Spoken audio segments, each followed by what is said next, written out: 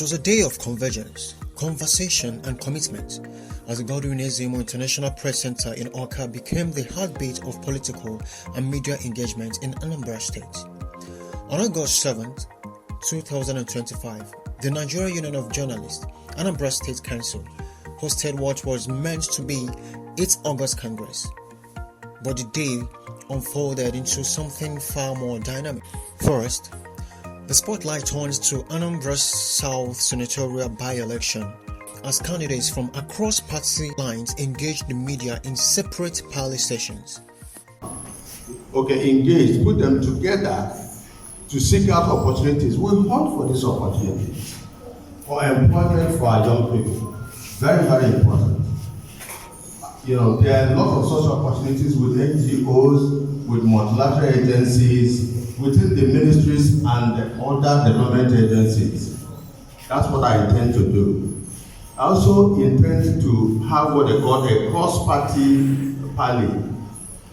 With the legislators at the national level and the state level in Anambra South, where we will consider the problems of the state, of our constituency, together to solve them in a very imaginative way.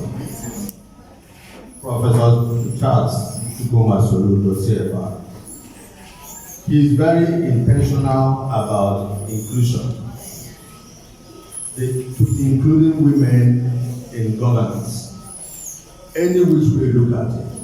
And I want to remind the gentleman here that last year, when the local governments were formed what they call stakeholders, to present 3 nominees to the governor for the appointment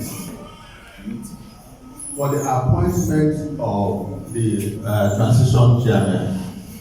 He was very specific. Give me 3 names, one of whom must be a woman. That was very intentional, and that's how he had come. I don't know what Mr. Governor is doing in Anambra State today. Even the blind, everybody sees what he's doing in our state. The great economist, Professor Charles Soludo, CFR, has done wonderfully well. He has done signature projects in Anambra State, as it were. We are aware of the security of Anambra State today, that everybody sleeps with 2 eyes closed. It's a family. It's a family, it's a philanthropist group. Yes, and this group is intentional. Whatever we do is intentional. Yes, we raise funds for ourselves. Yes, we support the government. Yes, without knowing whose heart is God, we support the governor for the good work he's doing in Anambra State today. Electorate is everywhere. We have 10 executive members in each of the local governments, then 20 executive members in every ward, then 60, 72 members in every polling booth. So, which means that Detroit is grassroots. Resonating with integrity without accountability. My journey and my aspiration was born out of passion. It wasn't born out of quest for power. There is something that offended my thinking over 7 years ago.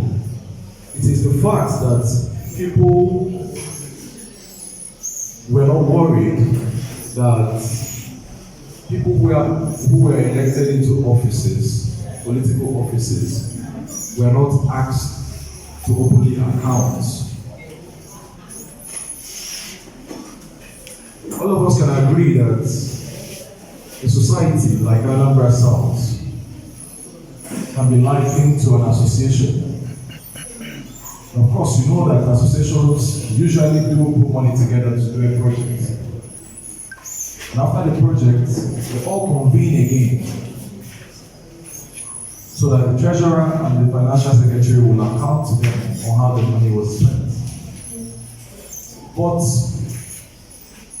you will find it very shocking that Nandibai, what they do is come together every 4 years and vote. Vote away their rights, sometimes in exchange for 2,000, 3,000 or 5,000. And they never reconvene to check on how their resources were managed or administered. And I also know the problems of the young people. Having been the founder of that youth association, Anambra South Senatorial District, for that long, there's a very huge task of changing the society, of exposing narratives, of communicating truths to the people about the intentions, capacities of the people that are contesting for elections. And if you don't communicate this, the society will never be free.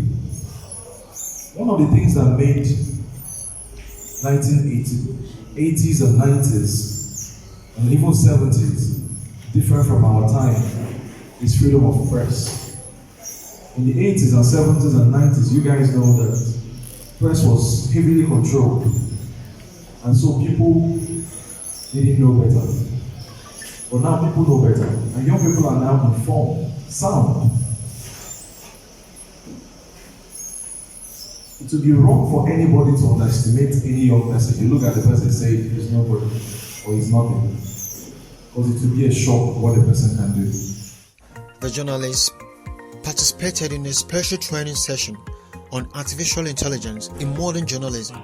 The workshop focused on how AI tools are reshaping newsrooms and streamlining editorial workflows.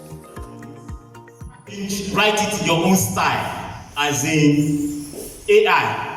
I just pick 1, 2, 3 instead of writing much more. I know that sometimes most of us work with time, right?